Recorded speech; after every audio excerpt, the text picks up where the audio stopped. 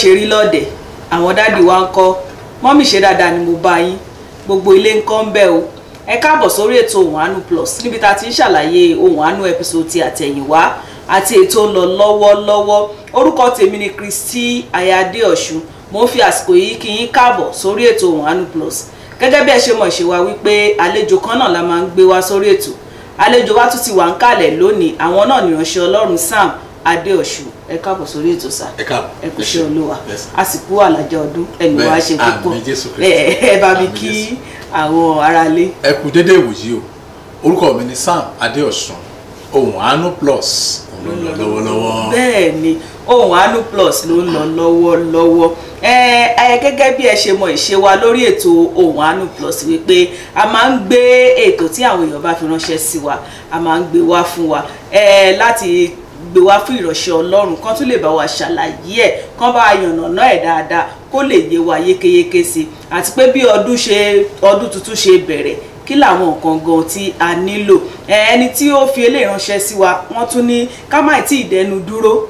lórí ọ̀rọ̀ ọdún tuntun nítorí pé ọdún ṣe pàtàkì eré ìje míì tún ti bẹ̀rẹ̀ gẹ́gẹ́ bí o ti a sọ ní ọ̀sẹ̀ tó kọjá báwo la ṣe fẹ́ lò gan báwo ni ipa tiwa àti pé Ọlọ́run ṣe tán ní gbogbo ìgbà láti ṣe ipa tirẹ̀ fún wa ṣùgbọ́n àwa ń kọ́ episode 175 òun la gbé wá fún wa lónìí episode 175 tó sì ń sọ fún wa wípé bọ́dún tuntun bá ti dé tẹrú tọmọ wọn á máa kíra wọn pé ẹ kú ọdún nínú ọdún tuntun ọ̀hún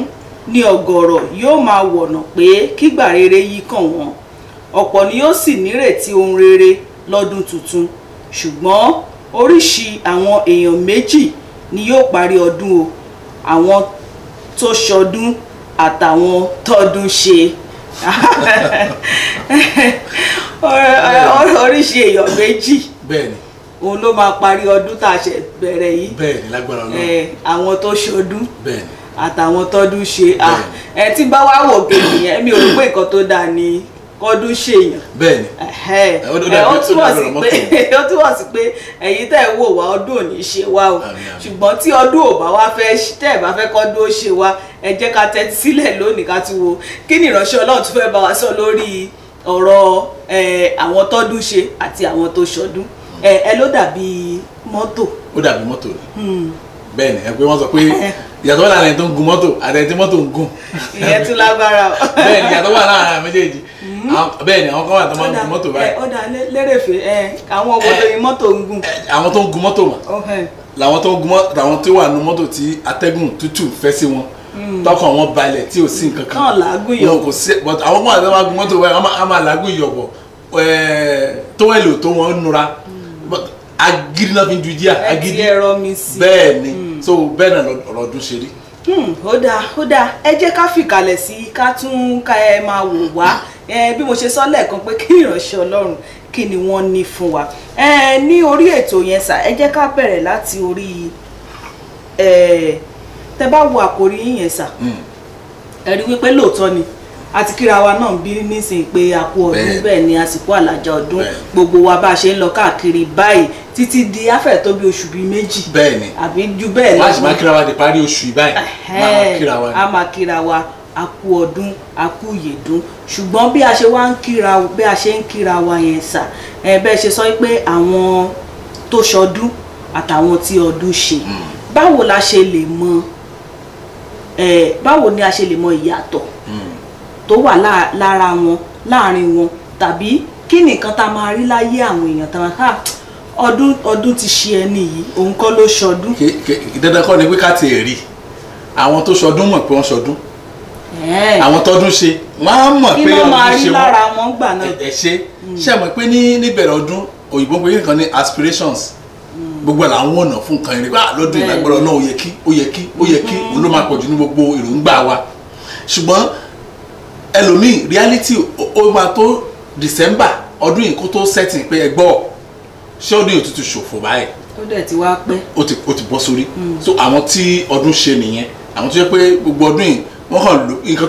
tó ṣàmọ̀ láyé wọn ni pé wọ́n wà láàyè tó máa ní ẹ dúpẹ́ fún nǹkan kan lọ́dún yìí Olúwa mo dúpẹ́ fún ẹ̀mí nǹkan kan tán lè sọ ọmọ nìyẹn lẹ́yìn yẹn kò sí nǹkan mìíràn tán lè sọ ìfàsẹ́yìn tàbí ìdúró sójú kan òun ló máa jẹ́ ìpín wọn kò dẹ̀ ní jẹ́ kún wa lórúkọ Jésù. àmì lórúkọ Jésù. ẹ tiẹ̀ fi àpẹẹrẹ ṣàpẹẹrẹ fún wa ń bẹ̀ sá pé àwọn tó ṣọdún àwọn tí ìlérí Ọlọ́run tó ṣẹ mọ́ lára. bẹ́ẹ̀ni. mo fẹ́ kí ẹ bá wa ṣàlàyé ẹ̀ síwájú sí àwọn tí ìlérí Ọlọ́run ṣẹ mọ́ lára pé bóyá níbẹ̀rẹ̀ ọdún àbí bóyá ó ní ìkọ̀kọ̀ Ọlọ́run ti sọ. ní gbogbo ọ̀nà ní ọ̀nà tó pọ̀ Ọlọ́run ti ń sọ̀rọ̀ fún àpẹẹrẹ yàtọ̀ sí iṣẹ́ ìránṣẹ́ tọ́lọ̀ máa ń rán sí wa ní ọdọọdún ẹgbẹ́ churches mẹ́rin máa ń níbi anchor fọdún 2022 year of kìíní kan ẹ jẹ́ ká gbà máa ṣe jókòó pé Ọlọ́run ló rán iṣẹ́ sí gbogbo wọn bẹ́ẹ̀ láti sọ bẹ́ẹ̀ torí ó ṣẹlẹ̀ sí ìjọ tiwa náà bẹ́ẹ̀ now ọ̀nà kan nìyẹn ẹ pé ìlérí ló máa sábà jẹ́ kì í sábà jẹ́ ìpè then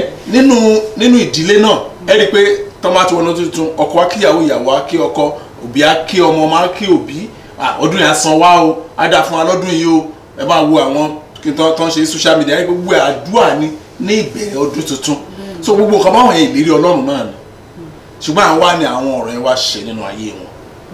so ìpọ̀lọpọ̀ àwọn èèyàn dẹ̀ máa ń gbàgbọ́ pé Ọlọ́run jáde kí lè ṣe no Ọlọ́run ti pè Bíbélì sọ fún wa pé lójoojúmọ́ Ọlọ́run máa ń pèsè ìyanu fún àwọn ọmọ ẹ̀ lójoojúmọ́ ni Bíbélì pé lójoojúmọ́ every day tó bá sọ wọn tún gbé tòní wá wọn sì gbé tọ̀lá bọ̀ ṣùgbọ́n àwọn wo ló tẹ́wọ́ gba tiwọn àwọn wo òun ló jábọ́ mọ́ wọn lọ́wọ́. ọ̀dà ìyẹn lá mú mi lọ béèrè tó kàn sá wípé kí ni nǹkan tí àwọn wọ̀nyẹn ṣe tí ìlérí Ọlọ́run fi ṣe torí gbogbo alamọ̀ pé tí Ọlọ́run bá sọ̀rọ̀ ó gbúdọ̀ ṣẹ ṣùgbọ́n kì í wá ṣe gbogbo èèyàn ní ìlérí yẹn ló máa ń rí gbà àwọn tí ó wá ṣọdún yìí kí ni nǹkan tí wọ́n ṣe gan tí ìlérí náà fi wá sí ìmúṣẹ. ṣe rí olùgbà tí gbogbo àwọn èèyàn bá wá sí inú ìmọ̀ yẹn wípé ó ní nǹkan tá a gbọ́dọ̀ ṣe láti ìyàtọ̀ wà láàrin ìlérí àti ìmúṣẹ ìlérí ìyàtọ̀ pátápátá ni kò bára mu pé Ọlọ́run ṣèlérí bàbá ìyẹn ò mí pé kó lọ sùn sínú ilé ó ní àwọn ìgbésẹ̀ kan ṣe rí ayé yìí bàtà Ọlọ́run máa dá ó dá pẹ̀lú ètò tiẹ̀ torí ẹ̀ la ṣe ń rí àárọ̀ tá à ń rí alẹ́ dòní olónìí torí ẹ̀ ní òṣùpá òṣìṣẹ́ òrùn náà òṣìṣẹ́ òṣùpá so àwa èèyàn náà fúnra ẹ̀ a gbọ́dọ̀ ṣe èyí tó tọ́ àti tó yẹ fún ìgbé ayé ara wa gbogbo àwọn ọ̀nà tó yẹ ká tọ̀ ìgbésẹ̀ tó yẹ ká gbé tá bá sì lè ṣe àwọn nǹkan báwọn yẹn ìyá kan bí ìgbà tí èèyàn bẹ̀rẹ̀ gbé nǹkan wọ́n kọ àwọn ẹ̀bùn sílẹ̀ wọ́n ti kọ orúkọ èèyàn sí wọ́n ní ẹ máa lọ sí ibi tá a kọ ẹ̀bùn yẹn sí ètò bá jẹ́ orúkọ ẹ lọ kó mẹ́ ó simple láti gbé ṣùgbọ́n ìjẹ́ wà níbi tó ti fẹ́ gbé àwọn ìbéèrè tó lágbára nìyẹn. ó dáa tẹ̀síwájú sẹ́ ní irú àwọn tó ṣọdún yẹn náà wọ́n rí tí wọ́n ṣe ní ọdún yẹn ó túmọ̀ sí pé wọ́n ṣe àwọn nǹkan tó yẹ kí wọ́n ṣe. bẹ́ẹ̀ ni ìdítọ́bìlì tí wọ́n ṣe nìyẹn kì í ṣe pé bóyá Ọlọ́run hẹ́ẹ̀tì àwọn kan ní òṣèlú tí wọ́n ṣe lọ́wọ́ wọ́n fi àìgbọ́ràn sí i wọ́n gbọ́ràn sí gbogbo àṣẹ Ọlọ́run. ó tán o. ó dáa ẹ ṣeun sà àwọn tí ò wá àwọn tọdún ṣe ṣé mo gbà sá. bẹ́ẹ̀ ni léyìí tí ò da ẹ̀ lẹ́fẹ̀ẹ́ sọ. léyìí tí ò da ẹ̀ pé àwọn yẹn àwọn tí wọ́n ti forí kó nǹkan torí àwọn àpẹẹrẹ tẹ́ lò nínú ètò yẹn ni ẹni àwọn wọ̀nyí àwọn ló máa ń forí kó nǹkan àwọn ló máa ń ríra wọn bí ológun. bẹ́ẹ̀ni torí pé ìgbé ayé tó ń gbé gangan náà nìyẹn. kí lẹ gẹ́gẹ́ bí ọ̀rọ̀ tẹ́ sọ Ọlọ́run ò dá wa níbẹ̀ ó níbì kan tí bóyá wọ́n ti kọsẹ̀ láàrin méjì kí ló ṣẹlẹ̀ láàrin méjì tí ṣẹ́rí ohun tó máa ń yà mí lẹ́nu ní àárín àwọn kìrìsìtẹ́nì pàápàá wa a jẹ́ ọmọ Nàìjíríà ni wípé ó máa ń yà mí lẹ́nu pé èèyàn máa lo oògùn kan fún ọdún 4 oògùn yẹn ò dẹ̀ gbọ́ àìsàn yẹn wọ́n máa instead tí wọ́n bá fi béèrè lọ́wọ́ ara pé gbọ́ kí ló ṣẹlẹ̀ wọ́n máa defend àwọn tó ṣe oògùn jáde ìyẹn ò yẹ kó yà yín lẹ́nu ni gbogbo wa mọ̀ pé tá a bá ti lo oògùn fún kí n tó bá iṣẹ́ a máa kọ àwí òṣìṣẹ́ mo dẹ̀ ń lò náà kò sẹ́ni tí ò ní sọ̀rọ̀ yẹn jáde tó bá yẹ pé dókítà ló prescribe fún ẹ̀sà kí ni yẹn ò wúlò fún mi kò ṣiṣẹ́ a sọ bẹ́ẹ̀ ṣùgbọ́n tó bá jẹ́ ọ̀rọ̀ spiritual things nípa ti pàápàá bá yẹ pa ìjọ àti pásítọ̀ wọn oh my God ibi tí mo ti ní ìṣòro nìyẹn kí ni ẹ̀dẹ̀ máa ń jẹ́ kàyéfì fún mi pé ẹ̀gbọ́ ayé èèyàn mà kò ní substitute pé ok tí n bá ba ayé kan jẹ́ màá máa lo eléyìí lọ kò sí ẹyọ kan náà ni ìgbà èèyàn kò ní pé a ní spare part ẹ̀ ẹ̀kan náà tó bá ti bàjẹ́ mọ́yàn ó bàjẹ́ mọ́yàn lọ́wọ́ nìyẹn ìyẹn ló yẹ kéèyàn take serious. ilé ìgbà òde ńlá àtúnṣe. ayé èèyàn tó bá bàjẹ́ kò látúnṣe tó tún wà bẹ́ẹ̀ nìyẹn tó bá ti bàjẹ́. wọ́n lójú àpá lè jẹjọ ara. tó bá kàtẹ́ ni wọ́n ti wá túnṣe kò dàbí mọ́ kò lè dàbí mọ́ èèyàn ní gbádùn ayé ẹ̀ débi dé oríta tó yẹ kó Ọlọ́run ṣe ṣètò ẹ̀ fún láti bẹ̀rẹ̀. bẹ́ẹ̀ ni Ádámù àti Éfà wà nínú ọgbà Édẹ́nì ìgbà tí wọ́n dẹ́ṣẹ̀ Ọlọ́run lé wọn ó dáṣọ sí wọn Ọlọ́run ṣe gbẹ̀ ṣó wá bá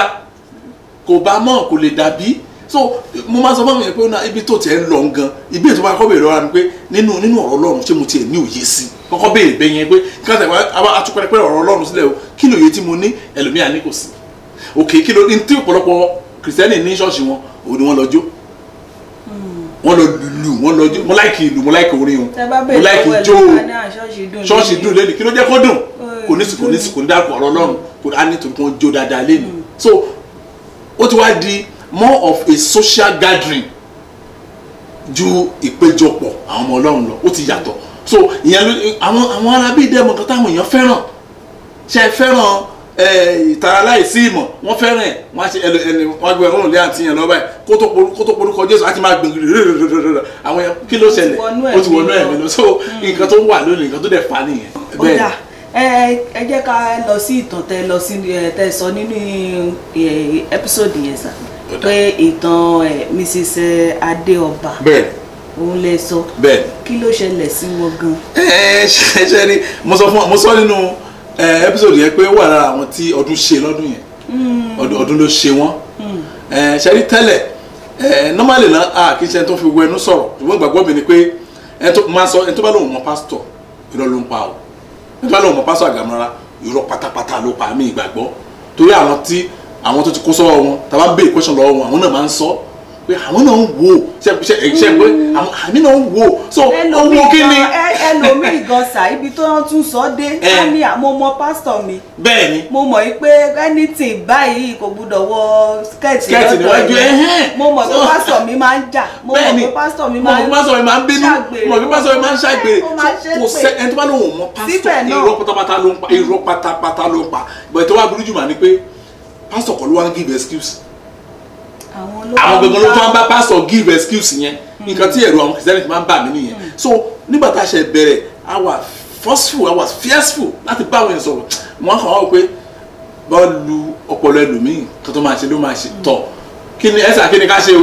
kọ́ọ̀pù yìí ẹgbẹ́ kúmi ẹgbẹ́ síbí o tó bá wù kó sùn kékeré ọwọ́ ẹ̀ ló wà tó bá tún padà wá ẹ̀sà kí ni kọ́ọ̀pù tí mo ní kó ṣe ń yàn ẹ̀ mo sùn lẹ́gbẹ̀ẹ́ kan báyìí ni àwòdà ẹ̀ bá dẹ̀ sùn dáadáa o ṣe pé àti wá ní sùúrù fáwọn èèyàn ìpè wẹ́ aláyé ló láyé ẹ̀ bó ṣe bá ti fẹ́ ṣe tẹ́ ẹ̀ bá ti gbà kó ṣe bẹ́ẹ̀ èèyàn máa jẹ bí ẹgbẹ́ yìí bẹ́ẹ̀ náà ni ọ̀rọ̀ ọ̀mọ yẹn ṣe rí nígbà tí wọ́n bá mi wọ́n ní ṣẹ́rí ọ̀gọ̀rọ̀ àwọn èèyàn máa ń gbàgbọ́ pé ibo níṣòro tó bá ti sọ fún wa kò sí ní kátígórì tá a lè ṣe nǹkan lé lórí pé ọ̀rọ̀ ilé òkè ń ṣèṣòro ẹ kàn púrè kẹ́ make adjustment sí ìrìn yín ó tán ṣùgbọ́n àwọn ọ̀rọ̀ kan àtàwọn sọ bá ti mọ̀ àwọn gánmọ̀ lọ́kàn àwọn pé ìṣòro rèé báwo lèèyàn ṣe ń sùn tó ń lálàá pé wọ́n yọ páàtì ara wọn abàlẹ̀ lọ́sípítù àwọn doctors wọ́n wà ní tíátà wọ́n á dẹ̀ yọ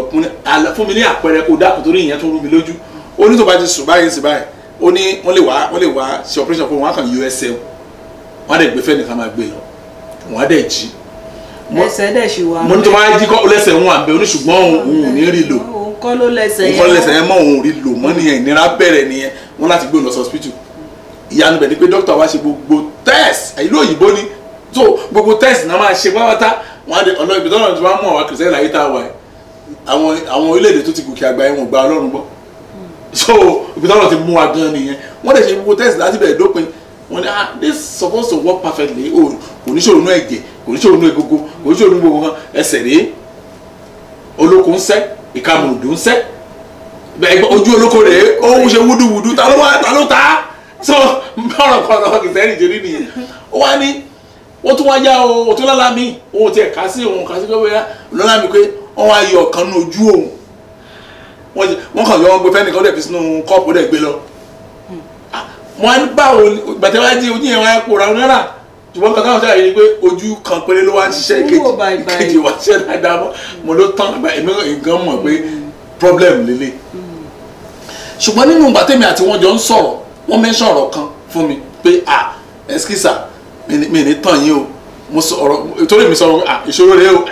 ó lóun sọ ó ní mo sọ the same thing fún pásítọ̀ mi pásítọ̀ mi sọ pé get out àwọn pé bó ṣe normal kó ládùúrà lábẹ́ pharmacist ní ẹ̀ náà you are a pharmacist so tó bá wà lálàá pé o bá rẹ̀ ní hospital ó jọra wọn náà ṣàpẹ́ tí dókítà bá fún yàn ó bá kọ oògùn fún yàn ọ̀dọ̀ àwọn pharmacist náà máa mú wá so wọ́n jọ ṣiṣẹ́ pọ̀ ni so wọ́n á ní bí náà wá dó mo ní pásítọ̀ ló sọ̀rọ̀ yẹn nìyẹn pásítọ̀ ló sọ̀rọ̀ yẹn fún yẹn nìyẹn ṣé ẹni tó sọ fún yẹn ìránṣẹ́ Ọlọ́run gangan ó ní olùdásọ̀ṣì wọn sílẹ̀ oníṣẹ́lẹ̀ kì í sọ̀tọ̀ fún yín ọ̀nà àbáyọ yẹn àkọ́kọ́ ni pé ẹ ti ẹ̀kọ́ kù bẹ́ẹ̀ yẹn lọ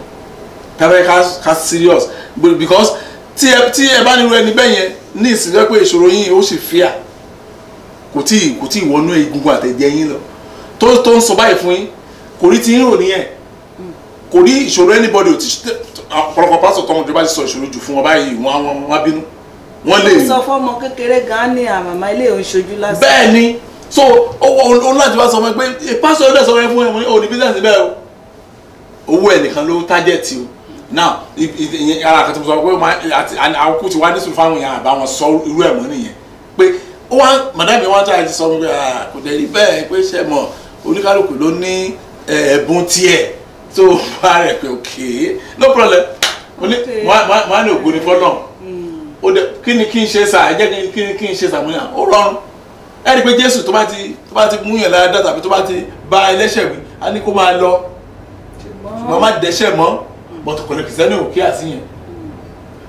á dẹ̀ fún àwọn prayer tó máa ṣe ó dẹ̀ ṣe prayer yẹn ní ìrántí ọjọ́ tó tẹ̀lé bóyá ọ̀sẹ̀ kan bóyá ọjọ́ mẹ́ta bóyá ọjọ́ mẹ́rin ló bá tún sọ pé òun lálà ó máa láwọn àlá kan ilé tó máa tún lè mú ní mo ló tó tọ́ kí náà tó yọ ó ní wọn ò yọ kankan ó ní wọn lára ẹ pé wọ́n tẹ ní ìdílé wọn somehow bó ṣe kalẹ̀ kan ló ní kó lọ sílẹ̀kùn ló bá báàgì ló dẹ̀ ṣinú báàgì yẹn ló bá ẹsẹ̀ èèyàn ohun tí ẹ gbogbo ẹ̀ tọ́hún sáré padì pé ẹ Jésù ò kí lélẹ̀ ló bá tají mo ní kì í tó lọ́pọ̀lọpọ̀ máa ń sọ pé àwọn láàlá burúkú ní àlá burúkú kọ́ yẹn. gbogbo àwọn nǹkan tán ti yọ náà. mo ní nǹkan tán ti yọ yẹn mo ní ó dàbí aláìṣẹ́gun ni bá a bá sọ dákun gbé àwọn ìgbésẹ̀ tí ó yẹ kó gbé o ìfẹ́ àwọn tó ń ṣe sọ tán sìn pé Jésù sọ fún obìnrin yẹn wípé máa lọ má dẹ́ṣẹ̀ mọ́ yẹn mo sọ lọ́jọ́ yẹn gangan pé mo bẹ̀ yín ní o because pé èèyàn ogun kan ṣẹ́ ìyẹn ò ní mi ò ní wá o ṣùgbọ́n tó bá máa wá ó ṣeé ṣe o gbígbà tó yẹ pé mo ń sọ̀rọ̀ ọjọ́ iwájú ni tèmi ò mo ló ṣeé ṣe o kẹ bá ní àǹfààní láti máa bá mi sọ̀rọ̀ bẹ́ẹ̀ ni bá mi sọ̀rọ̀ ṣeré torí èmi gan ti wo ọdún kan sẹ́yìn mo rí bí a ṣe ráàyè tó mo wo mi máa ń sọ̀rọ̀ pé àyè ti ń dí díẹ̀ o ó ní kò sí problem ó ní kò sí problem ó ní Ọlọ́run ti fún mi ní ìṣẹ́gun ogun tó bá ti ṣẹ́ kò gbérí mọ́ ó ládùúgbà tó fẹ́ kẹ́ bá mi gbà nìyẹn mo ní mo á sọ sínú pé màá fi ọ̀rọ̀ ayé tèmi lẹ̀ màá máa gbàdúrà ogun tiẹ̀ máa gbèrí mọ́ mo ní mo ti gbọ́ ó tán o ṣe nígbà tí ó tiẹ̀ wá ti pẹ́ ó ṣà eventually mi mọ̀ bí wọ́n ṣe gẹ́ẹ̀tì bó ṣe máa bá orí wa bá sọ̀rọ̀ ẹ ló máa ó ní ẹ mọ̀ mi mọ́ ni mo ní àwọn mẹ́rin la fẹ́ dámọ̀ ẹ̀yin lè máa ṣàlàyé wọ́n máa ń ṣàdárúkọ ara wọn ó ẹ̀rọ ra máa ń lò ti tóṣù mẹ́ta tí wọ́n ti wá bó ṣe máa bá mi sọ̀rọ̀ wọn ní àdúpẹ́ lọ́wọ́ Ọlọ́run èmi náà lélẹ̀ wọ́n bó ṣe bá mi sọ̀rọ̀ lọ́ọ́ báyìí hospital ni. ìyẹn lẹ́yìn bí ọdún díẹ̀. bẹ́ẹ̀ ni lẹ́yìn bí ọdún àbí ọdún bí ọdún kan náà ni kò tọ́dún kan tán lọ. mo ní so kí ló wá ṣẹlẹ̀ báyìí o wọ́n ní in fact àwọn wọ́n ti wà ní ipò tó ní agbára torí wọ́n láwọn tún sùn lẹ́yìn tí wọ́n ti torí ládàfọ́ méjì yẹn number one mo máa ẹ̀kọ̀ọ̀kan máa lọ social media but mi ò fi ṣe social media person torí mi ní kan tán ṣe ń bẹ̀ ju pé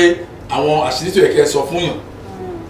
náà ṣe ń bẹ̀ kí tèmi ní àwọn ọ̀rọ̀ kan wà jẹ́ pé kò yẹ kí ọmọnìkejì gbọ́ but òun làwọn kìrìsìtẹ́nì fi ń ṣe ẹ̀kan máa lómi àkànbọ̀ social máa jó mo sọ ní church ọjọ́ mẹ́ta àkàn máa jó kí ló ń jó fún ta ló ń jó sí lọ́rùn tàbí ẹ̀kan mọ̀ pé òun jó àwọn kan máa wọ̀n yẹn private things ni kò yẹ kó wà ní orí internet but nǹkan tó bá wọn káàkiri ó lè ṣe mo máa ní mọ́mì yẹn náà ìgbà tó ṣe Thanksgiving gbàtà àwọn dá yẹn ní church gbogbo ẹ̀ náà wọ́n ya fọ́tò ọ̀tọ̀ ní nǹkan tó gbé wá bẹ́ẹ̀ ni wọ́n ṣe gbogbo sí nǹkan tí wọ́n ò ṣe òrùgbò ní fọ́nà kálàfíà dé ni gbàtẹ́ wọ́n ṣàwá sọ yẹn mu ní ṣé bẹ́ẹ̀ yìí ni mò ń rí lórí Facebook every time tẹ́ ẹ̀ ṣe Thanksgiving ìjọ Sunday wọ́n á ya fọ́tò láti ilé ìyá fọ́tò àwọn lọ ṣọ́ọ̀ṣì lẹ́ ń wo yẹn o gbà kó bá sùn but this time around conversation wà wá dàbí tàwọn kọ́ wọ́n ní ẹ̀pẹ̀lẹ́ máa church nǹkan àwọn ní church wọn madam yẹn ò gbọ́ Yorùbá wọ́n ra àwọn kọ́ bẹ̀rẹ̀ tí ò gbọ́ Yorùbá wọn ò mọ tẹ́wọ̀n mọ̀ tó máa ń sọ ẹ̀ nà wọn ò mọ̀ bóyá wọ́n máa mú wọn nígàn wọn ò mọ̀ ó pẹ́ kán tó realize pásítọ̀ yẹn náà wọ́n ní àlàáfíà ní ẹ̀mú ìdáwọn ṣé ẹ ti sọ fún pásítọ̀ yìí nǹkan tó ń ṣe torí wọ́n láwọn lálàámà pé wọ́n lójú àlá yẹn wọ́n yọ kidney wọn. àwọn tí ń lọ sí tinú. wọ́n yọ kidney méjèèjì wọ́n yọ wọ́n náà bá yọ lọ ó nígbà tí wọ́n wá yọ lọ ó ní láti gbà yẹn o àwọn á ní this time around wọ́n wá ní kidney issue tẹ̀kọ́ yàtọ̀ sí àkọ́ yẹn wọ́n tún wá ní kidney débi pé orí dialysis náà wà báyìí ṣe ń sọ̀rọ̀ orí dialysis náà wà wọ́n gbọ́dọ̀ lọ lẹ́ẹ̀kan lóṣù for dialysis so wọ́n á ní ẹ lọ bá pásítọ̀ yín o ẹ jọ kí ni màá ṣe mi ò mọ̀ o àdúrà náà máa gbà o ẹ máa gbàdúrà o kó yóò yé lè yé yín o but ẹ lọ bá pásítọ̀ o but àwa máa pè mí hello sir ha ẹ rí pásítọ̀ wa ní ìsìnbáyé text wa ní whatsapp messages ẹ jẹ́ mọ̀ pé gbogbo committee tí wọ́n fi mí sí church wọ́n ti yọ mí nínú gbogbo ẹ̀ ó ga o sorry ma bọ́ọ̀rọ̀ ayé ṣe rí nìyẹn ẹ jẹ́ mọ̀ pé gbogbo committee ẹ jẹ́ mọ̀ pé bẹ́ẹ̀ ni ó ní àwọn tẹ̀ tó ń sọ fún ìjọ kan help wọn ó ní wọ́n sọ pé help kẹ̀ ìjọ kì í fún yàn lówó tẹ́yìn bá béèrè owó lẹ́yìn tẹ́ bá ní problem ṣé ẹnìkan béèrè owó lọ́la èwo ló wà ló fẹ́ fi gbéra wọn ó dà ẹ ṣeun gọ̀ọ̀sà ṣẹ́ẹ̀ṣì máa ń rí àwọn rúùrírí wọ̀nyí lójoojúmọ́ tẹ máa sọ fẹ́ nìkan pé ibi tó wà yẹn. mi kì í sọ ọmọ lately mi kì í sọ ọmọ tó jọ bẹ́ẹ̀ mi kì í sọ bẹ́ẹ̀ kan tó jọ bẹ́ẹ̀. kí ló dé tẹ́ fi ṣe ìpinnu yẹn. Torí pé ṣe mọ̀ pé ó máa ran àwọn míì lọ́wọ́. bẹ́ẹ̀ ni. àwọn míì wà tó jẹ́ pé lóòótọ́ wọ́n ní àwọn kan wà tẹ́ pé wọn ò ní gbọ́ràn. bẹ́ẹ̀ ni. àwọn kan sì wà tó jẹ́ pé wọ́n á gbọ́ràn. ṣẹ́rí ìdí ẹ̀ ni pé ayé ti change gan so wọ́n tọ́pọ̀lọpọ̀ mo sọ̀rọ̀ kan lẹ́nu ọjọ́ mẹ́ta yìí máa yín náà wo ẹni tó wá bá wa tó ń sunkún lórí fóònù tó ń sunkún gan mo bá a sọ̀rọ̀ rí but torí pé mo rí bó ṣe kọ ọ̀rọ̀ sí mi let me try mo dẹ̀ ẹ pè mí náà tí kì í ṣẹlẹ̀ opportunity kì í ṣẹlẹ̀ rárá àtọ̀ náà ó dẹ̀ ní òun ara tíkẹ́ẹ̀tì bẹ́ẹ̀ yẹn ń bọ̀ Nàìjíríà ó dẹ̀ wá wọ́n dẹ̀ sọ̀rọ̀ tí ìbànújẹ́ ọkàn ọmọdé tó fà wẹ́ nǹkan tó ń ṣe yìí ẹ nídìí ẹnìkan kó máa mọ́nítọ̀ yín ẹjọ́ máa pray pọ̀ bí ìránṣẹ́ Ọlọ́run ẹjọ́ máa pray pọ̀ ẹjọ́ máa ṣe gbogbo ẹ̀pọ̀ ẹnu wọn náà fi sọ pé pásítọ̀ òun ò lè ṣe pé ẹni wọn ò ní access ẹnu wọn báyìí náà fi sọ kí ní omi ò mọ bí ìmọ̀ ṣọ́ọ̀ṣì náà ń lọ àwọn ló sọ pé ṣọ́ọ̀ṣì báyìí làwọn ń lọ mo ló dáa mi á bẹ pásítọ̀ wa ní London a máa bá ń ṣe prayer yẹn a lè máa feed me back màá lè máa mọ bí o bá ṣe ń lọ tó bá nídìí ká àìtúnṣe bẹ́ẹ̀ tó ṣe báyìí o ẹni yẹn gbà tó dẹ̀ gbé àtúkọ́ lọ ó lọ rí pásítọ̀ nítòótọ́ bọ́ tó kọ́ sọ pásítọ̀ yẹn ni pé pásítọ̀ máa gbọ́ o òun ò lè fi ṣọ́ọ̀ṣì lè kún wá ṣọ́ọ̀ṣì but problem mi ni fẹ́ kẹ́ ẹ bá mi sọ ẹ̀yin náà wò má ní pàtó ìsàn exactly tá jáde sọ pé kó tẹ fi ṣọ́ọ̀ṣì lè kó máa wá ṣùgbọ́n tẹ bá wò bẹ́ẹ̀ bá ẹ gbọ́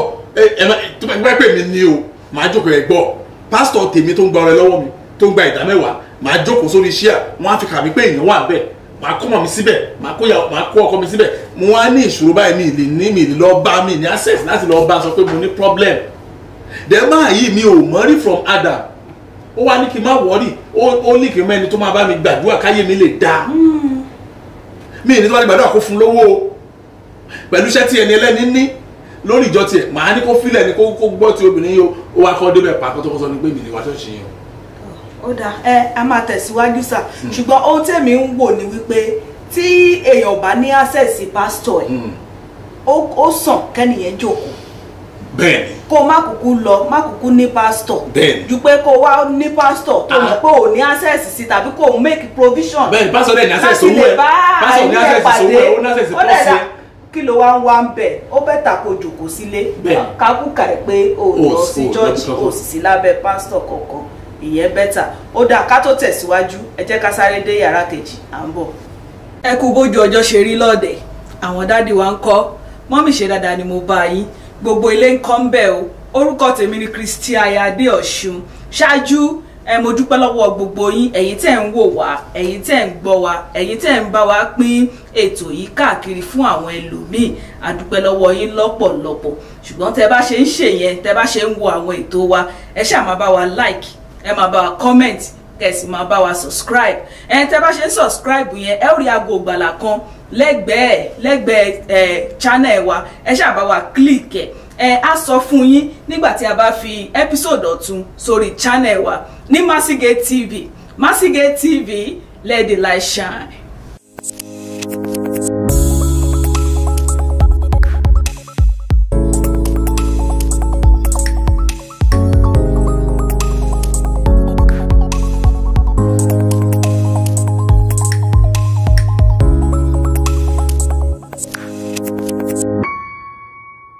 ẹ káàbọ̀ padà sórí ètò Ohùn Àánú Plus níbi tá a ti ń ṣàlàyé Ohùn Àánú episode ti àtẹ̀yìnwá àti ètò lọ lọ́wọ́lọ́wọ́ lónìí episode 175 ní àgbéwá fún ìránṣẹ́ Ọlọ́run tí wọ́n sì ń bá wa ṣàlàyé ẹ̀ yékéyéké. ẹ káàbọ̀ padà sà. ẹ ṣeun. ká tó lọ lẹ́ẹ̀kan sọ̀rọ̀ nípa àwọn tó jẹ́ pé wọ́n ní pásítọ̀ wọn ṣùgbọ́n tí wọn ò ní access sí tàbí tí ṣòro bá dé tí pásítọ̀ ò mọ̀ wọ́n mọ́ síbẹ̀ náà tán sì máa wá excuse láti lọ sí irú ìjọ bẹ́ẹ̀ irú wọn náà sọ wípé ọdún ṣe wọ́n bẹ́ẹ̀ ni bẹ́ẹ̀ kọ́ sá. ẹlòmíì gan ní access sí pásítọ̀ ẹ̀ gan. ó tún ní ṣùgbọ́n nígbà tó bá lọ ń tá gbọ́ ń bẹ̀ á tún dákún ọ̀rọ̀ ẹ̀ gan ni. á dákún. torí pé tọ́tún wà bẹ́ẹ̀ ni pé ọ̀pọ̀lọpọ̀ pásítọ̀ ráàyè fún yàn. wọn kò sí provision láti tán ìṣòro wọn pé kí Ọlọ́run kan fi ara wọn lẹ̀ fún Ọlọ́run láti lò wọ́n fún àwọn èèyàn torí ohun tó wà ń bẹ̀ fún nìyẹn. ẹ jẹ́ kí n béèrè sà wípé kí ni ewu tó wà ń bẹ̀ sà ewu tó wà ń bẹ̀ fún irú àwọn ìránṣẹ́ Ọlọ́run tó jẹ́ pé àwọn èèyàn máa wá bá bí ẹ̀yin sà tán sì ní ìjọ tiwọn ṣùgbọ́n síbẹ̀ náà tẹ́ máa sọ fún un pé ọ̀nà tó dáa rèé bó ṣe lè rí ni kí àdúrà wọn kó lè gbà ṣùgbọ́n síbẹ̀ náà tí wọn ò ṣe ewu wo ló wà ń bẹ àbí kí ni. ṣé fún àwọn ènìyàn yìí fún ẹ̀yin ṣé fún èmi. àbí kí ni báwo ló ṣe pa àwọn ìránṣẹ́ Ọlọ́run lára lọ́nà kan àtàkùn. ìbéèrè yẹn ó fẹ́ rú mi lójú díẹ̀ ewu tó wà ń bẹ fún àwọn tó wà ń bá àbí. ewu tó wà ń bẹ ni pé tàbí wàhálà tó wà bẹ́ẹ̀ ni wípé ó máa ń bring frustration ó máa ń bring ìbànújẹ́ ó máa ń bring ọgbẹ́ ọkàn torí ó dàbí ẹni tí ó mọ̀nà pé irọ́ ibi tọ́nà wà rèé tẹ́tọ́ máa sọ pé ibi tọ́nà wà rèé yẹn kó wá bóyá kó wá máa argue kó ṣáà máa sọ pé no kò ń gbà sẹ́ẹ̀ tàbí tó ṣẹ̀ délùú kan èèyàn ṣẹ̀ délùú kan báyìí wọ́n á sọ pé báyìí náà ṣe ń lu yìí o ó ní no nílùú tiwa àsìkò tó bá wà lálẹ́ rìn sóhun lé so kò tí ẹ̀ yé kò ṣe é ṣàlàyé mà pé torí mo sọ lẹ́ẹ̀kan mo ti rẹ̀ láṣìkò ṣe àkójọ ìsáyẹ̀ pé wòye tá a bá ti bá náà wa jẹ́ bẹ́ẹ̀ ni ìyọlẹ́nu ẹ̀ tiẹ̀ wá pọ̀ mọ́ ok ẹ wo orú obìnrin tá a sọ yìí sí báyìí ẹ dákun mo jọ kan mo wá sọ mo ní ẹ̀sìn àmọ́ ní Èkó lè ní gbé London lè yín gbé báwo ni mo ṣe wá máa parí ìjà láàrin ẹ̀yin àti ṣọ́ọ̀ṣì yín báyìí tẹ́ wá fẹjọ́ wọn sùn mí so àwọn ọ̀pọ̀lọpọ̀ kan wà tó yẹ pé kò kàn wá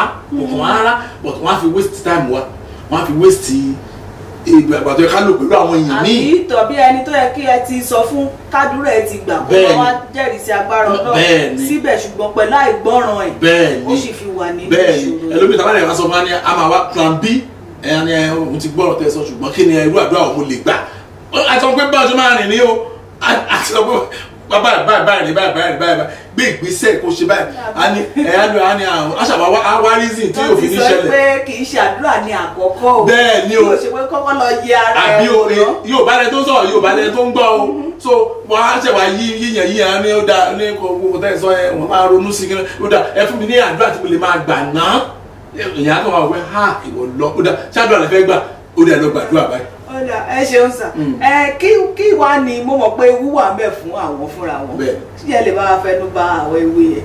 ó ti pọ̀ jù ẹ mo máa ń sọ mo máa ń sọ dáadáa mo ní pásítọ̀ èèyàn ó ní capacity kì í ṣe bó lọ ṣògùn lórí yín mo máa ń sọ lójoojúmọ́ ó ní capacity láti rìn láìfò ọmọ ìjọ ẹ̀ ó dẹ̀ ní capacity láti stabilize ó ní agbára yẹn wà lọ́wọ́ ẹ̀ ó ní bẹ́ẹ̀ mo ti fẹ́ lu agbára yẹn. ọ̀rọ̀ ẹnu yìí náà ni. ọ̀rọ̀ ẹnu náà dẹ̀ ni ìwà àti ìṣe gbogbo àlùpọ̀ mọ́ra á dẹ̀ ṣe àwọn arákùnrin kan bá mi sọ̀rọ̀ the other time wọ́n sọ pé pásítọ̀ wọn ṣe báyìí ó ṣe báyìí so àwọn dẹ̀ ti kẹ́kọ̀ọ́ lábẹ́ Òjó Àánú pé ó wrong pé ó wá ní kálábẹ́ olóhùn wa sọ fún yàrá pé òun ní ṣe wọ́n á ní mo ní ẹwú ire bó ṣe fẹ́ gbọ́ tèmi wọ́n ní ẹ̀mú tẹ̀ bá ṣe ẹ ṣe lòdì sí àṣẹ ẹ dẹ̀ máa jìyà ẹ̀ ó ní ọlọ́wọ́ dífẹ́ǹdì wọn lábẹ́ mo ní ṣe ti kẹ́kọ̀ọ́ authority ó ní ara mo ní ẹ ti kọrí ẹ lọ wá lórí Òjó Àánú kẹ́kọ̀ọ́ ọ̀tọ́ mi ní authority ẹ ti wà bẹ́ẹ̀ lẹ́wà you are under him so ohun tó bá sọ abẹ́gẹ́ náà ni so tó bá ṣòfin ẹ wà lábẹ́ iṣẹ́ ìránṣẹ́ yẹn ìbẹ̀lẹ̀ torí mo sọ tó bá ṣòfin ẹni òfin tí ì bá jẹ́ tó bá wá ní ìwọ mo ti mọ̀ pé rán mi nígbà èmi ti mọ ọ̀nà mo ti gbà mo ti mọ olóòmọ ọ̀nà olóòmọ ọ̀nà ó lè wà ní abẹ́ ó wà lágéjù àbí agíjù náà dáa. olóòmọ ọ̀nà ó dẹ̀ wà nínú agéjù. ó mọ ọ̀nà kankan because o ní capacity láti change anything bẹ́ẹ̀ you have no capacity to change anything. A ṣe òjò àwọn àánú kan pé ibi tí èèyàn bá di ẹrù ẹ̀ sí òun ló mọ tó ti máa tú so kí ló mọ̀ nípa ìgbé ayé mi nípa iṣẹ́ ìránṣẹ́ ìwà lòun ṣe kíní kan máa yẹn ní mo ní bẹ́ẹ̀ ni mo sọ fún yín àwọn lábàjọ ò ní àwọn issues kankan ó ní àwẹ̀ oúnjẹ sọ ajá fún mi àìdẹ̀ sọ fún mi ìjọ tí máa kú o bẹ́ẹ̀ àkàtà àṣọ yẹn ẹlòmíì wọ́n ní ológun lolúwa a máa jà fún wọn ní gbogbo ó dà ẹ jẹ́ ká tẹ̀síwájú kí ni ìpinnu yín sà lórí irú àwọn ohun yìí ọdún tuntun la wà yìí. bẹ́ẹ̀ni ọdún tuntun la wà yìí. ẹ ṣe ká sọ fún lè báyìí ìpinnu kékeré náà ni pé wẹ́ oníkálukú olú máa ru ẹrù ara rẹ̀ ẹni tó bá lóun mọ ẹni tó bá lóun mọ wá ó ń parọ́ ẹni tó bá lóun mọ teachings wa ó ń parọ́ ni ẹni tó bá lóun wọ in fact I need enough messages láì jẹ́ káwọn èèyàn mọ which is so tabatọ́ wa ètò à ń sọ ìgbọ̀nsẹ̀ torí pé ó jẹ́ ohun àánú plus ni a gbọ́dọ̀ discuss ohun àánú tẹ́wádẹ̀ wo ohun àánú yìí báyìí mo ṣe ń wo yìí a jẹ́ first ohun àánú ní 2019 or so ọ̀hún tí a jẹ́ January 2019 ló gbọ́dọ̀ jáde so bí ọdún méjì sẹ́yìn ni so I'm bring back past ni òun là ń sọ̀rọ̀ lọ́wọ́lọ́wọ́ báyìí so but a ti decide ti pẹ́ not ọdún yìí nìkan pé wẹ̀ lókà kó máa ru ẹrù ara rẹ̀ nǹkan tí bẹ́ẹ̀lì ní ká ṣe àwọn máa ṣe a rẹ̀ nígbà kí àwọn èèyàn kó mú abínú tó gbé nǹkan tó ṣe fún Mósè nìyẹn gbà yẹn tí ò fi délẹ̀ lérí so Mósè gbà káwọn èèyàn bí òun nínú gbàtó máa gbé ìgbésẹ̀ ó lọ kọlu Ọlọ́run fúnra ẹ̀ so àgọ́tàwọn onígbà tó ń ṣe. ó wà lára ìpinnu yín bẹ́ẹ̀ ṣe sọ lẹ́ẹ̀kan báyìí wípé àwọn ní máa sọ fáwọn èèyàn mọ́ wípé ibi tẹ́ ẹ wà yẹn ò tó lẹ̀ jẹ́ pé ọ̀nà àkọ́kọ́ nìyẹn fún wọn. but ó ní bá a ṣe ń sọ tẹ́lẹ̀tẹ́lẹ̀ ó náà mo sọ fún wa tẹ́lẹ̀tẹ́lẹ̀ máa sọ pé mo ti sọ ọ̀pọ̀lọpọ̀ ìgbà ẹ̀ pápá lásìkò tẹ́ ń sọ yìí bá sọ pé gbó kí bí a tẹ́ ti sọ anything kó tẹ̀ kó ṣọ́ọ̀ṣì yẹn náà pa mo ṣe ń sọ ọmọ ẹ̀ nìyẹn ṣùgbọ́n ní ìsìn màá kàn ẹ̀rọ àmà ìjọ má bínú ṣọ́ọ̀ṣì wo lè ń lọ ṣe kó ti yàtọ̀ sí à mọ́ á bẹ̀bẹ̀ ni àwọn ní church báyìí ni mo ń lọ ẹ̀ ṣe mà ṣe tó wá pè mí nìyẹn ni màá lọ review church mi ẹ lọ review church yẹn ó máa help yín gan-an ó máa jẹ́ kí ayé tètè move síwájú so Ọlọ́run ràn yín lọ́wọ́ máa so ẹlòmíì àdá mi ló lẹ́sẹ̀kẹsẹ̀ ẹlòmíì á tì mí síwájú. ẹ mọ̀ pé gbogbo wa kọ́ lọ̀rọ̀ lè yé bẹ́ẹ̀ ṣe sọ́yìn ká lọ review. mo lè lọ review church tẹ́ ń lọ òótọ́ tó wà bẹ́ẹ̀ ni because mo ti wá categorize àwọn church yẹn àwọn èèyàn tí mo ti bá sọ orú ẹ̀ tó máa ń wò wá ẹ máa ṣàkíyèsí kọ́mẹ́ǹtì ní lórí ẹ̀ ẹlòmíì máa sọ fún pé ẹ má bínú church yín o social club ni kì í ṣe church kò sí lára ìjọ lọ́kàn mi pé wọn qualify gẹ́gẹ́ bí ìjọ social club ni ẹ lọ bẹ̀ ẹ lọ ń jó ẹ lọ ń ṣafẹ́ ẹ lọ ń gbafẹ́ ni ẹlòmíà lẹ́ni bẹ́ẹ̀ ni ẹlòmíà ni bíláṣì ti wá dẹ̀ wá yàtọ̀ o ẹlòmíà bẹ́ẹ̀ n kó bá wọ anybody láti sọ mo sọ nìyẹn so kò yóò bá ní gbogbo àmà kò sẹ́ni tí ò mọ ibi tí mò ń lọ nínú ọ̀rọ̀. kò tẹ̀ sẹ́ni tí ò mọ̀ pé ibi tí mò ń lọ yìí. kò sẹ́ni tí ò mọ̀ pé ibi tí mò ń lọ yìí. ó kù díẹ̀ káàtó. bẹ́ẹ̀ ni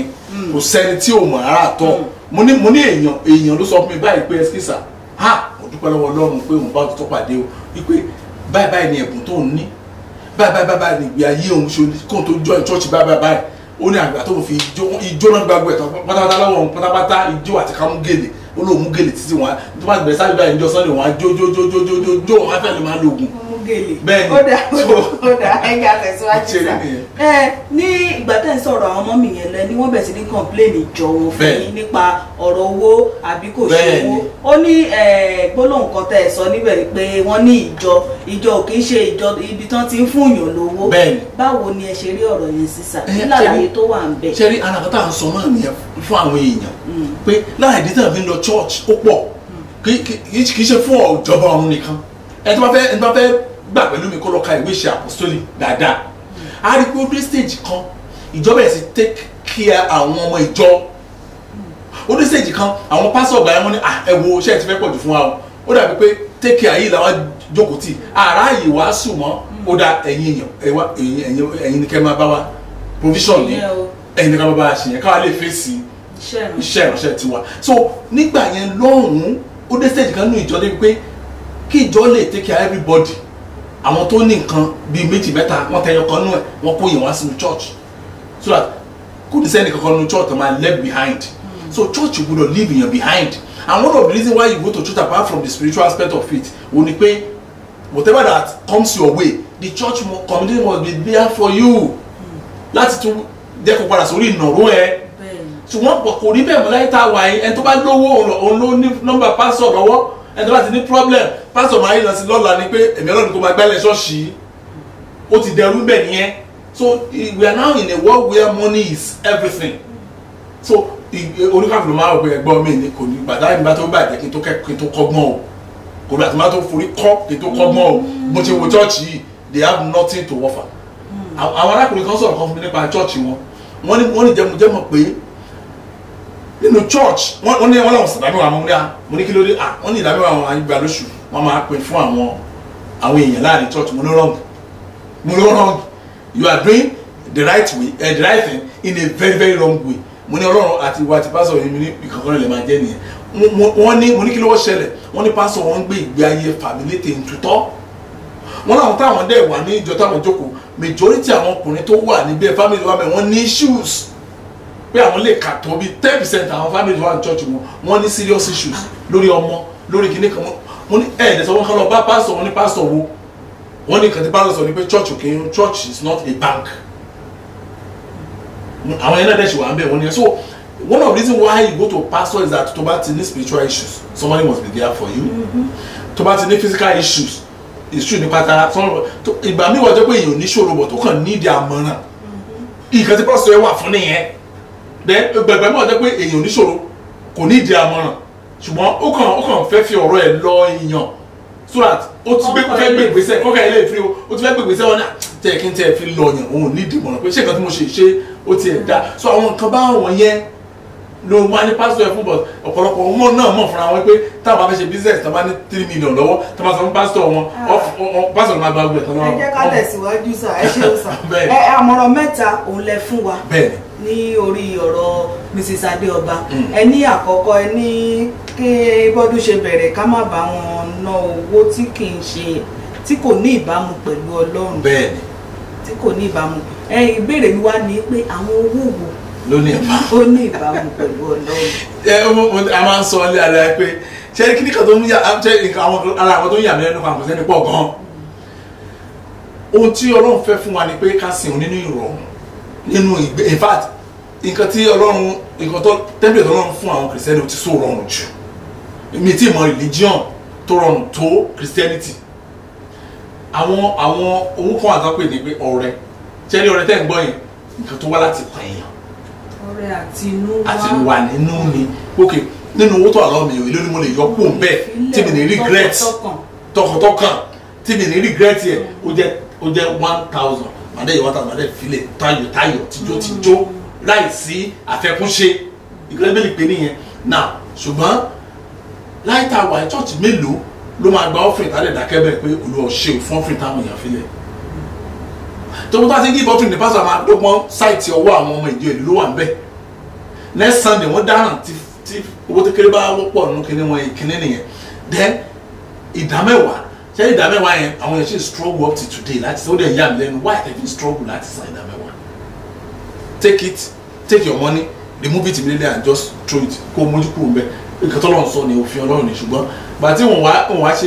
ìdámẹ́wàá fọlọ́run yẹn Sátánì ti wá dúró dè wọ́n láti gba ìdá 80 lọ́wọ́ wọn so ó kó àwọn pastor wọn tí wọ́n sacrificial giving kíní kan offering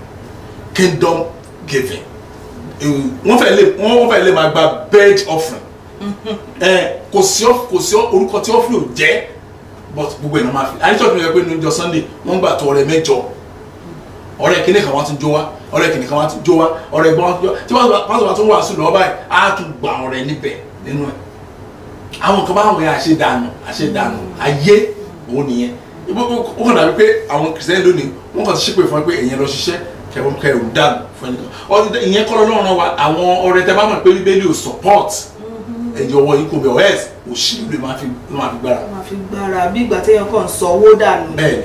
ìkejì ẹ ní àmọ̀ràn kejì ẹ ní má ṣe àǹkó ìgbàgbọ́. bẹ́ẹ̀ni bó la tún ṣe ń ṣe yẹn sà. torí pé ọ̀rẹ́ mi ò tí kú ṣọ́ọ̀ṣì máa lọ bẹ̀ mi náà kúrò mo ti arákùnrin kan rí tọrọ pé ẹsikísà kí n má tàn yín jẹ nǹkan wé sáré láì bára oníṣọ́ọ̀ṣì òun nìyẹn mo ní why you now telling me kí ló tẹ̀mí sọ orú ọ̀rọ̀ tó le tó báyìí fún mi ẹlẹ́yìn wíṣọ ayé ayé láì dìbò ṣọ́ọ̀ṣì wo lẹ lọ́njọ́ sọ́ọ̀lì tó kọjá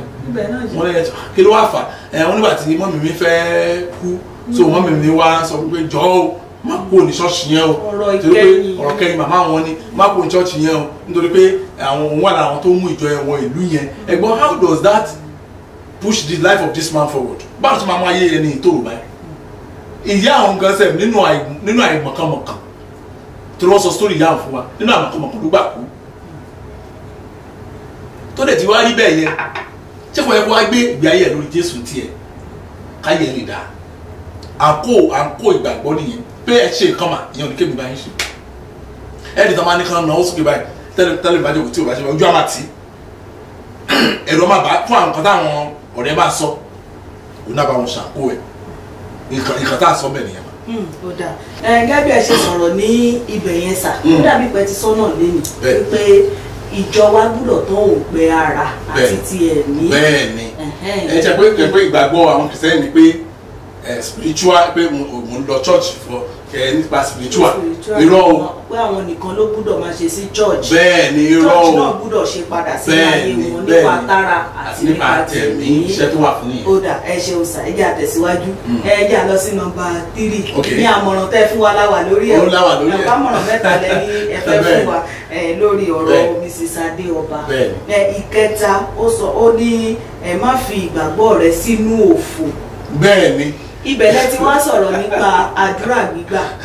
bí àwọn míì wọ́n wà nínú ẹ̀ báyìí ṣe pé bẹ̀rẹ̀ ọdún náà sísìn wọn láwà yìí sísìn wọn gangan láwà yìí. àwọn míì máa wà nínú ẹ̀ pé kì í ṣe àdúrà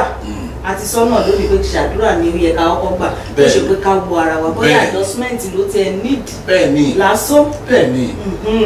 ìbéèrè tí wọ́n fẹ́ béèrè ni pé torí gẹ́gẹ́ bí ẹ̀kọ́ tẹ̀yìn kọ́ wa wípé àdúrà kọ́ ni number 1 tàbí àdúrà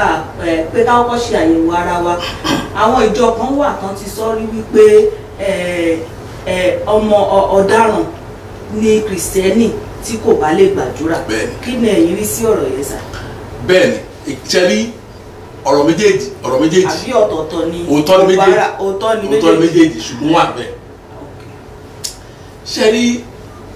ó sì mo tẹnu mọ́ ọ̀rọ̀ kan lénìí mà pé ìwà àwọn kìrìsìtẹ́nì lóde òní ó máa ń yà mí lẹ́nu ó ti máa ń yà mí lẹ́nu jù máa kàn fọwọ́ lẹ́nu náà máa wò pé ìjọ wo làwọn ilé ìbọ̀ báyìí ṣé ó yẹ kí bí àwọn òbí wa ṣe gbé ìgbé ayé wọn tí wọn ò rí gbé ṣé ó yẹ káwọn náà kọ̀ǹtínú àwọn ìbéèrè tó máa ń béèrè lọ́ra mi nìyẹn ṣé rí ọ̀pọ̀lọpọ̀ àwọn èèyàn mà inú ìgbàgbọ́ òfo ọ̀nà fi kí ni díẹ̀ tó fi rí bẹ́ẹ̀ ohun tí Ọlọ́run ò béèrè ọ̀nà ń kólẹ̀ ohun tó bí ó dàbí kéèyàn máa kó ó dàbí kí ẹnìkan wà lẹ́yìn jẹ́jẹ́ ká lọ máa kó sawdust ká máa kó lọ síwájú ilé kó sì máa já ká máa já ọ ní kí ló dé òun ṣáà rí pé sawdust yẹn àwọn lọ fowó rà bí kan ní òun dẹ̀ gbé sí mọ́tò 911 wọ́n á tún já sílé ẹ̀ sawdust òní kí ni mo kí ló fẹ́ fi ṣe kò sí nǹkan tẹ́ni ẹ fẹ́ fi ṣe so wọn kì í dúpẹ́ sí nǹkan báwọn yẹn òfin ló dẹ̀ máa ń bọ́ sí fún ẹni tó bá ṣe irú ẹ̀ ṣe rí àdúrà kí náà pè ní àdúrà báyìí látàrí èmi àti ìjọ sọ̀rọ̀ ọ̀rọ̀ lájọ ń sọ torí pé kò sí Ọlọ́run kò sọ Ọlọ́run láàrin yẹn pé kì í ṣe Ọlọ́run náà kì í ṣe Ọlọ́run ṣùgbọ́n tó pé ẹnìkan nínú wa tàbá méjèèjì àwa ń bá Ọlọ́run sọ̀rọ̀ òun náà pè ní àdúrà ni wọ́n ń pè kì í ṣe ọ̀rọ̀ mọ́ àdúrà ni bí bá Ọlọ́run sọ̀rọ̀ ó tán náà tó bá yẹ bá Ọlọ́run sọ̀rọ̀ Ọlọ́run gan kì í ṣe talkative ọ̀pọ̀lọpọ̀ nǹkan tí o fẹ́ bá Ọlọ́run sọ ó ti wà nínú ọ̀rọ̀ ẹ̀ náà mo sọ̀rọ̀ pásítọ̀ kan nínú program yẹn mà ó ń béèrè pé ó jẹ́ ẹni tó pé tó máa ní kí n lọ mú number 1 tèmi mọ́ o tó jẹ́ aládùúà mi lè kàyọ̀ mẹ́ta tí mo mọ̀ tí mi dárúkọ ẹ̀ sí tó tún ní kí n lọ mú number 1 wá lórí àwọn aláwẹ̀ mi lè kàyọ̀ mẹ́ta tí mi dárúkọ ẹ̀ pé torí mi ìfẹ́ sọ pé number 1 ni ṣùgbọ́n gbogbo ìgbé ayé ẹnu làwọn wò lélẹ̀ báyìí máa wò títí bá ṣe èèyàn ṣe lọ́rùn náà lélẹ̀ náà orí òkè lójoojúmọ́ everyday má bèrè lọ́wọ́ ìyàwó ọkọ ẹ̀kọ́ alówà lórí òkè tó ó dẹ̀ máa sún lẹ́yìn náà gbọ́dọ̀ gba ọjọ́ méje in fact ká má tọ́ra wa jẹ́ mà sátidé ló máa ń wálé a lè ṣe sunday church jọ sunday a bá ọmọ ìṣeré di ọ̀sán ó tún padà lọ́nà ọ̀lẹ́ ó tún lọ sórí òkè ó tún di àárọ̀ sátidé tó ń bọ̀ náà ìjọ kan ló wá bá mi pé kí n jọ pé báwo lèmi ṣe ń gbàdúrà tèmi àti mo ṣe ń gbààwẹ̀ tèmi kí n kọ́ ọ mo ní kí ló dé òun ní pé nǹkan ń lọ ìjọ ń lọ déédéé ohun gbogbo ń dára pé òun ò. olóde ti fẹ́ gbàdúrà. olóde ti fẹ́ gbàdúrà pé wọ́n ní èmi ò mo ní tí bá sọ fún mi nígbàdúrà ò ní gbàgbọ́ ohun tèmi máa ń wò ní ọ̀rọ̀ Ọlọ́run dẹ́ kí ni kan mo ṣe ń gbààwẹ̀ mo ní wọ́n yà yín lẹ́nu tí bá sọ mo ṣe ń gbààwẹ̀ fún yín ẹ̀ ní gbàgbọ́ tí bá sọ mo ṣe ń gbàdúrà fún yín ẹ̀ ní gbàgbọ́ sókò ẹ̀ má jẹ́ ká lọ síbẹ̀ yẹn ní tí èmi ń ṣe ni ẹ̀ bá béèrè ohun tèmi ń ṣe ni wípé kí ni bíbélì kí ni ọ̀rọ̀ Ọlọ́run sọ báwo ló ṣe ní kí n lo ìgbé ayé mi gangan mo dẹ̀ ń lò bẹ́ẹ̀ mo ní ojoojúmọ́ ni mo research bíbélì ojoojúmọ́ mo ń yí ara mi wò pé ṣé mo ṣe wà lójú ọ̀nà yẹn mo ní fàlẹ̀ ṣe yẹn tí bá lè ní ìdí nǹkan máa ti kúnlẹ̀ báyìí lórúkọ Jésù mi tẹ̀ ní láàgùn tí mo ti rí ìdáhùn àdúrà mi ní láàgùn ẹgbẹ́ ọ̀tọ̀ ní oníbẹ̀rẹ̀ ṣe máa gbàdúrà ká máa làágùn mi nílẹ̀ láàgùn yọ̀bọ̀ òròdé wọ́n béèrè pé mo ní orí òkè tí mo máa ń lọ gbàdúrà mo á ní Ọlọ́run fi ń gbà. mo ní ẹ̀jọ́ sáà jíjẹ́ wa orí òkè gidi ni wọ́n wò bẹ́ẹ̀ wọ́n ní orí òkè kẹ̀ wọ́n ní kì í sókè mo ní orí òkè tèmi lẹ́wà ẹ̀ so mo ní mi gbogbo àwọn orí òkè máa gun mọ́tò yẹn mo ní mi ò yé mi mo ní mo ní mo sọ bẹ́ẹ̀ lè gbàgbọ́ mo ní bọ̀ Ọlọ́run ọdún sọ pé àsìkò ń bọ̀ àsìkò náà ní nígbà tí Ọlọ́run wà tó máa sìn nínú ẹ̀mí àti nínú òtítọ́ ẹni tí a sọ yìí náà àríwá ní ilé láìpẹ́ wọn náà ká máa ìjọ náà pàrọ̀ fún un ká sọ pé nǹkan tẹ́ni Ọlọ́run ò sọ ká máa sọ wọ́n lè gbàdúrà so ìyẹn sọ pé. ẹ̀kọ́ tó yẹ kí àwọn ìjọ yẹn kọ́ àwọn ọmọ ìjọ wọn nìyẹn ẹ ṣáà máa gbàdúrà ní àìsinmi ẹ ṣáà máa gbàdúrà ní ẹ bí sọ bẹ́ẹ̀ bí ẹ máa gbàdúrà láìsinmi àti láìṣàárẹ̀. ìgbà bẹ́ẹ̀ sọ fún kọ́ yẹn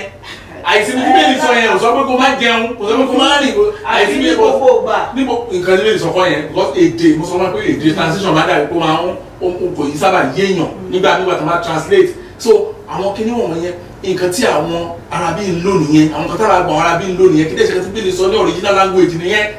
so ibi tí wàhálà ó fẹ́ dàbí ìgbà tí ọmọ yín kan bá sọ pé mọ́mí jẹ́ kí n lọ jẹran yẹn ìbéèrè yẹn bí inú gan lọ́tọ̀lọ́tọ̀ wà ní ẹ lọ jẹ́ tí òyìnbó bá fẹ́ translate kìíní yẹn and the mother said go and eat it èdè ìtumọ̀ náà máa lọ but nǹkan tí ẹ̀dẹ̀ sọ fún ọmọ yẹn ni pé o ò gbọ́dọ̀ débi ẹran yẹn ṣe bí ìdí translation fi lágbára nìyẹn so pastor yẹn eventually wọ́n lè wá mú àwọn kìíní yẹn lò wọ́n mú àwọn kìíní yẹn lò ó yà mí lẹ́nu pátápátá pẹ̀lú èjì wọn ṣe dàgbà jù mí lọ tó wọ́n dẹ̀ mú lò in fact wọ́n dẹ̀ yan wọn ní so ṣé bó ṣe dùn rí láti sin Ọlọ́run mú ní ó tún dùn jù bẹ́ẹ̀ lọ. kódà ẹ ṣeun sà ká tó dánu dúró lónìí mo fẹ́ kẹ́ bá wa ṣàlàyé ẹsẹ̀ kan tẹ́ ẹ mẹ́nubà nínú ètò yẹn ẹ ní Jeremiah orí kẹtàlélógún ẹsẹ̀ kìíní àti kejì orí kẹtàlélógún ó ní ègbé ni fún àwọn olùṣọ́ àgùntàn tí ń mú agbo ẹran mi ṣìnà tí ó sì ń tú wọn ká ni Olúwa wí ẹsẹ̀ kejì nítorí náà báyìí ni Olúwa Ọlọ́run Ísírẹ́lì wí sí olùṣọ́ àgùntàn wọn ni tí ń ṣọ́ ènìyàn mi ẹ̀yin tú agbo ẹran mi ká ẹ lé wọn dànù ẹ̀yin kò sì bẹ̀ wọ́n wò sáà wò èmi ó bẹ̀ yín wò nítorí búburú iṣẹ́ yín ni Olúwa wí ìbéèrè mi sà ní pé ibo gan ni Ọlọ́run sọ ìbẹ̀wò wo ni Ọlọ́run sọ nítorí pé tá a bá wo àwọn ìránṣẹ́ Ọlọ́run yẹn lóòótọ́ tá a bá wò wọ́n nípa afẹ́fojú ara wa wò báyìí wọ́n ń ṣe rere sà wọ́n gbádùn wọ́n gbádùn wọn ju àwọn tẹ́ pé wọ́n fi Ọlọ́run ní òótọ́ pásọ̀ mi bá gómìnà stéètì ẹ̀ lọ. ẹ ṣé o pé ìgbà wo gan ni Ọlọ́run fẹ́ bẹ̀ wọ́n wò kí ló ń sọ fún wa nínú ẹsẹ̀ yìí lórí pé wọ́n ti tú àwọn àgùntàn ká gan. ṣe rí àdúrà tá a máa gbà ní pé kékeré máa rí ìbẹ̀wò tọ́lọ́run sọ mẹ́ tí ìbẹ̀wò Ọlọ́run bá dé ó máa wà dreadful ẹ̀yẹ wo wòlíì Élì nígbà tí Ọlọ́run bẹ̀ wò lọ́jọ́ kan ṣoṣo ọmọ méjèèjì tó ní ó dẹ̀ pamọ́ dáná lọ́jọ́ kan ṣoṣo ó ní àtàtàkì lọ́jọ́ yẹn ó dẹ̀ gbé ẹsẹ̀ kó dẹ̀ ṣẹ́ lọ́rùn lọ́jọ́ kan ṣoṣo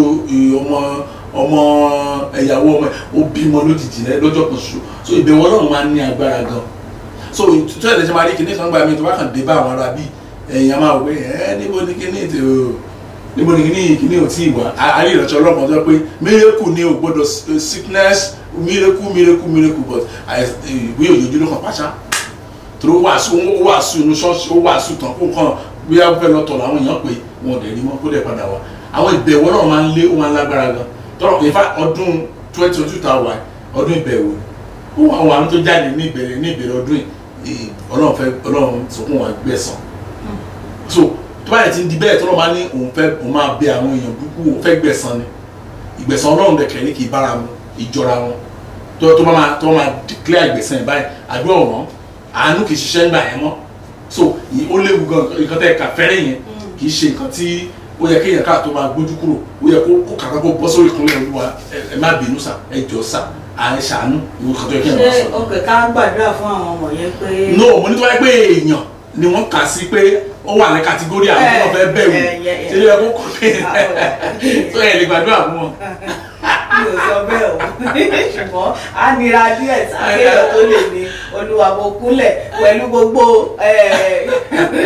wàhálà tó ti dá sílẹ̀ sí àárín àwọn ènìyàn ó dá ẹ ṣe ogọ́sà ẹ ṣe lọ́pọ̀lọpọ̀ ṣé ó ní àmọ̀ràn bí tẹ̀lé fún wa fún ọdún yìí. àmọ̀ràn àti sọ́dọ̀ àárọ̀ yìí tí mo ṣáà kókó bẹ̀ ṣáà ni pé ẹ bẹ̀rẹ̀ kọ́dún yẹn tó ṣòfò kán jọ káwọn èèyàn jọ gbogbo tó bá gbà òun ni ká ẹ fún kò lè ná wa ní nǹkan kan o kò ní wa ní nǹkan kan. ká fi fún ká lè ṣe ọdún ayọ̀ kọ́dún má bàa ṣe wa nítorí pé a ti bẹ̀rẹ̀ nìyẹn sá tá a bá wò ó a ti wà ní ọjọ́ 10 tá a bá wò ó tí wáyé pé mo a ṣèṣirò ẹ̀ dáadáa ẹni pé ọdún ti ń lọ nìyẹn o ọdún ti ń lọ nìyẹn àti tí ń ka ìgbà wo la túmọ̀ sí pé ìgbà wo la máa tún ké December 31 sí tá a ní àjọ ọdún tó ń bọ̀ lágbára Ọlọ́run á fún wa lórí ọ̀fẹ́ yín tẹ̀ ń wò wá Ọlọ́run á fún wa lórí ọ̀fẹ́ láti gbé ọdún ayọ̀ ní ọdún yìí ṣùgbọ́n gbogbo tó bá yẹ ká ṣe tí ọdún náà tá fi lárin tá lò fún wa ẹ jẹ́ ká ṣe níbi la ti ń gba ẹ́písòdì tí ẹ bá fẹ́ kí n gbé wá fún ìránṣẹ́ Ọlọ́run